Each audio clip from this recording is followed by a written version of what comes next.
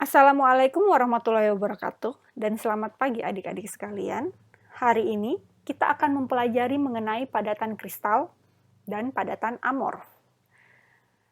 Dalam pembelajaran kali ini, kita akan membahas mengenai perbedaan padatan kristal dan padatan amorf, kemudian contoh padatan kristal dan padatan amorf, serta struktur pada padatan kristal dan padatan amorf. Partikel yang menyusun suatu bahan padat, baik itu ionik, molekuler, kovalen, atau logam, itu dihubungkan oleh gaya tarik-menarik yang kuat di antara partikel penyusunnya.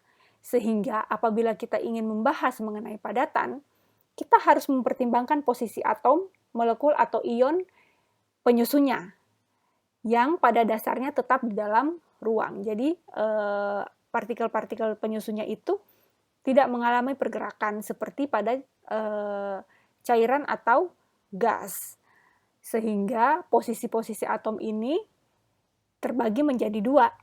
Jadi ada yang posisi atom-atomnya itu terletak secara teratur, atau yang kita kenal dengan padatan kristal, dan yang kedua yaitu posisi atom-atomnya tidak teratur atau terposisikan secara acak, yang kita kenal dengan padatan amorf. Nah, pada padatan kristal itu memiliki susunan komponen yang teratur yang disatukan oleh gaya antar molekul yang seragam. Sedangkan pada komponen padatan amorf itu partikel-partikelnya tidak tersusun dalam susunan yang teratur. Ya, mari kita lihat. Pada padatan kristal itu partikel-partikelnya tersusun secara rapat, kemudian teratur, kemudian susunannya itu jelas, ya. Contohnya adalah besi, kemudian pasir, kemudian garam dan gula. Gula garam yang kita lihat itu adalah padatan kristal. Kelihatan ya kalau dia padatan kristal. Nah, khusus pada garam itu yang tersusun atas natrium dan klorida itu ikatannya ionik. Nah, atom-atom penyusunnya itu yaitu natrium dan klor itu terposisikan pada kisi kristalnya, atau dia tersusun secara teratur, tidak random, dia tidak acak, dia secara teratur. Ya, ini contohnya. Jadi dia tersusun secara teratur. Begini posisi. Jadi ini kalau misalnya kita susun-susun berlapis-lapis, ini kita katakan lapisan 1. Gitu ya. Jadi dia tersusun secara teratur. Nah, atom-atom pada padatan kristal itu tersusun secara teratur dalam pola 3 dimensi yang berulang. Nanti akan ada yang dikenal dengan unit cell. Ya. Jadi untuk padatan kristal apabila kita potong pada sudut siku-sikunya, maka dia akan teratur. Dia tetap permukaan kristalnya tetap teratur seperti pada contoh ini ya. Ini adalah galena, kemudian ini adalah kuarsa, dan ini adalah pirit. Pirit ini adalah besi sulfur ya, besi dan sulfur. Besi dan sulfur. Kemudian ini kuarsa, dan ini adalah timah hitam dan sulfur.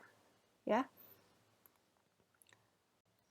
Nah, kita masuk pada padatan amorf. Pada padatan amorf itu susunan partikelnya tidak rapat. Kemudian molekulnya atau atom atau ion yang penyusunnya itu tersusun secara tidak teratur atau acak. Contohnya adalah kaca. Ya, contohnya adalah kaca, baik itu kaca jendela, piring kaca, gelas kaca, itu adalah padatan amorf. Nah, padatan amorf umumnya mengeras dengan cepat. Jadi ketidakteraturan susunan atom dalam padatan amorf itu disebabkan karena proses pendinginan yang terjadi dengan cepat. Jadi proses pendinginan terjadi dengan cepat menyebabkan susunannya tidak teratur. Ya, seperti ini susunannya ya. Jadi dia tidak teratur. Nah, permukaan belahan dari padatan amorf apabila kita potong ya, seperti pada padatan kristal tadi, tapi pada padatan amorf itu dia permukaannya tidak teratur, dia seperti melengkung bergelombang gitu ya, tidak mulus. Ya, kalau pada padatan amorf.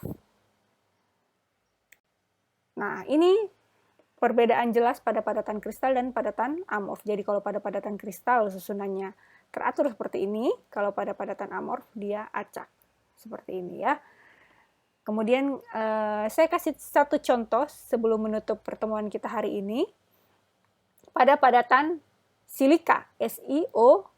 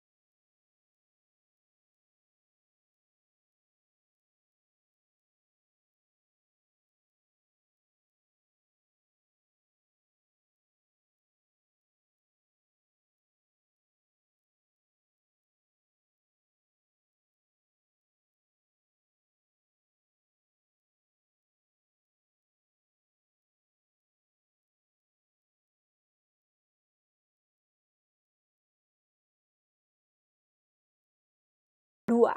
Nah, pada padatan silika, nah dia bisa membentuk padatan amorf, bisa membentuk padatan kristal. Contohnya kalau silika membentuk padatan amorf yaitu kaca tadi, ya. Jadi ini struktur silika pada padatan amorf yaitu kaca, ya. Jadi dia tidak teratur, sementara pada bentuk kristalnya dia teratur. Ya, dia teratur dan berulang. Ini ya, ini maksudnya berulang. Pada dasarnya padatan silika itu strukturnya adalah tetrahedral. Ya, ini struktur geometrinya pada dasarnya silika berbentuk tetrahedral. Nah, pada padatan kristal, atom tersusun dalam susunan 3 dimensi yang teratur dan berulang. Kemudian unit berulang terkecil dalam struktur kristal itu disebut unit sel. Nah, unit sel ini itu dia simetri ya. Dia bentuknya simetri pada keseluruhan struktur kristal. Nah, susunan 3 dimensi unit sel disebut dengan kisi kristal. Jadi kisi kristal ini di mana atom-atom, molekul atau ion penyusun itu berada. Ya, dia menempati kisi kristal. Sementara pada padatan amorf, susunannya tidak rapat, tidak teratur, dan strukturnya dia lebih complicated atau lebih kompleks ya. Itu. Oke, sekian pembelajaran mengenai perbedaan padatan amorf dan padatan kristal hari ini. Kita akan bertemu pada pertemuan selanjutnya mengenai ikatan pada padatan kristal dan padatan amorf. Terima kasih. Wabillahi taufiq wal hidayah. Wassalamualaikum warahmatullahi wabarakatuh.